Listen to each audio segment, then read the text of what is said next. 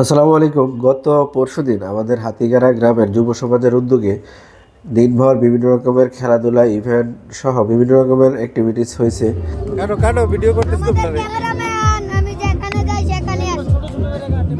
দিনভর বিভিন্ন রকম খেলাধুলা, তার মধ্যে ছিল মনে করেন তারপরে আমাদের লম্বা লাফ, তারপরে হাঁস ধরা, পুকুরে হাঁস ছেড়ে দিয়ে হাঁস ধরা সহ আরও বিভিন্ন রকমের খেলাধুলা হয়েছে।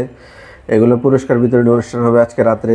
আর সারাদিনের পরিশ্রমের পর এখন মোটামুটি 150 থেকে 200 জনের এস্টিমেটের আয়োজনে আমাদের রান্নাবান্না চলছে। চুলায় অলরেডি সবজি চড়ানো হয়েছে।